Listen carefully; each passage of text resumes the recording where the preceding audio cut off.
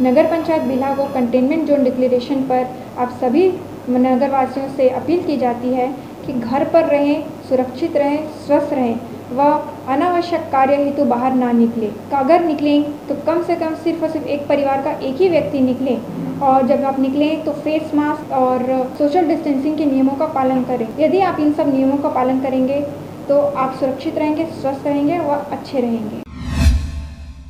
बिलासपुर जिले के तखतपुर के मेड़पार बाजार में 47 गायों की हुई थी मौत, जिस पर अब भाजपा ने प्रदेश सरकार को घेरना शुरू कर दिया है। बीते दिनों सांसद विधायकों सहित नेता प्रतिपक्ष धर्मलाल कौशिक मेड़पार पहुंचे, जहां ग्रामीणों ने घटना के विषय में बताया और जांच अधिकारी एसडीएम द्वारा ग्रामीणों को धमकाने और एफआईआर कराने की धमकी देने का आरोप भी लगाया। भाजपा के सांसद विधायक नेता प्रतिपक्ष धर्मलाल कौशिक के नेतृत्व में मेड़पार बाजार में 47 गायों की मौत के मामले की जाँच के लिए पहुँचे, जहाँ बिलासपुर सांसद अरुण शाव, बेलतरा विधायक रजनीश सिंह, मस्तूरी विधायक कृष्णमूर्ति बांधी सहित राष्ट्रीय महिला आयोग की सलाहकार हर्षिता पांडे, रामदेव कुमावत, भूपेंद्र सवन्नी शामिल थे। उन्होंने घटना स्थल का निरीक्षण किया और गांव वालों से बात की। धर्मलाल कौशिक ने कहा कि रविंद्र चौबे पूछ रहे हैं कि भाजपा शासनकाल में गौशालाओं में मरी गायों के लिए कितना मुआवजा दिए, तो उन्हें यह समझना चाहिए कि गौशाला में मरी गायें गौशाला की अपनी गाय थी और उन्हीं की लापरवाही से मरी हैं। दूसरा यह कि गौशालाओं को सरकारी अनुदान दिया जाता है,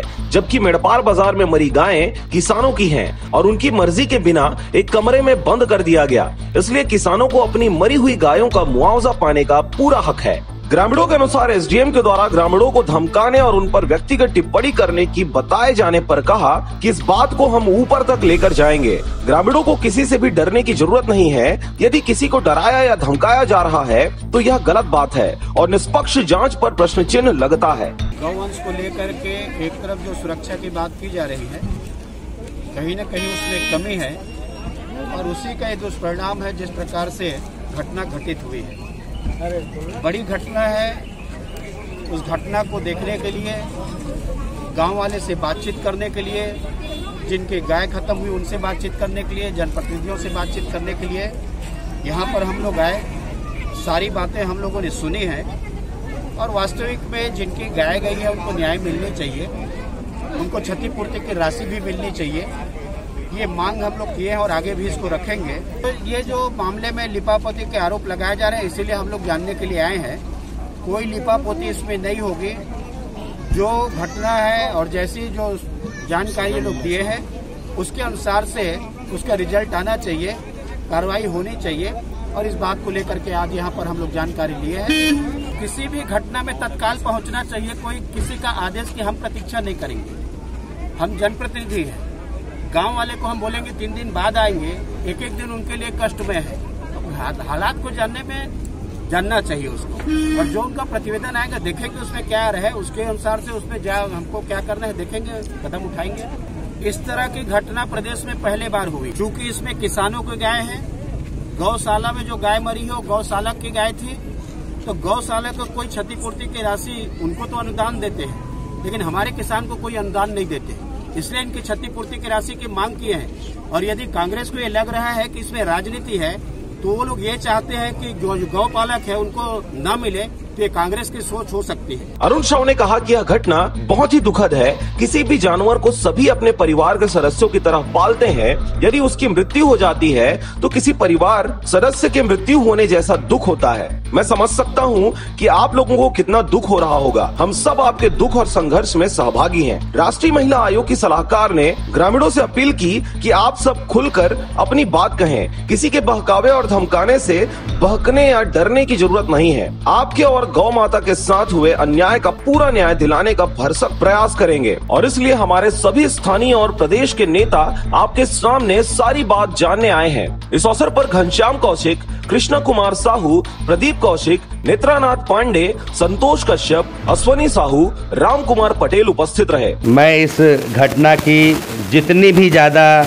भर्त्सना और निंदा हो सकती है वो मैं करूंगा और जिसमें जो भी दोषी हैं उसकी त्वरित एक कमेटी बना के स्पेशल स्तर पे जांच करके उनको कड़ी से कड़ी सज़ा दिलवाई जाए, जिससे आगे ये गलती पुनरावृत्ति ना हो। गाय हमारे समाज का एक अहम भूमिका में आते हैं और जिसका वर्णन शास्त्रों में अथाकथ में लिखा हुआ है, उसकी कोई सीमा नहीं है। उस गाय पे जब सरकार 2 रुपए किलो पे गोबर तक खरीदने की योजना बना चुकी है, इसके बावजूद इतनी बड़ी कैसे गलती हो गई? गौ के गोबर को आप खरीदने के लिए इधर सारा कायदा और कानून बनाए हुए हैं, और इसके बाद 1500 वर्ग फुट में कैसे किस तरीके से गौ माता का जान निकला है। ये प्रकृति की आपदा इसके लिए और विकराल रूप लेगी। आज महामारी कोरोना इन्हीं सब अप्राकृतिक कृत्यों के द्वारा हुई है, जिसे समाज आज तक ढूंढ नहीं पा रहा है। लिहाजा मेरी शासन और प्रशासन दोनों लोगों से ये आग्रह है कि इस कार्य को ऊंची से ऊंची जांच करते हुए सभी को, दोषियों को सजा दिलवाए, जिससे आगे पुनरावृत्ति न हो। क्योंकि मैं 1 वर्ष से यहाँ पर देख भी रहा हूँ अनाथ प्रकार के जो सामाजिक आंदोलन और जो कार्य किए जा रहे हैं, उसमें खबर तो ऊपर तक जाती है, शिकायत तो ऊपर तक जाती है, लेकिन आज तक मेरे द्वारा किसी भी उसका जो है कार्यवाही नहीं हुआ है। मैं इस संबंध में भी अपने मुख्य सचिव और अपने राष्ट्रीय अध्यक्ष से अवगत करा चुका हूं, जहां से मुझे ये आदेश भी प्राप्त है कि अपने विवेकपूर्ण सही तरीके से कार्य किया जाए। आगे अगर इस तरीके की घटना की पुनरावृत्ति नहीं रुकी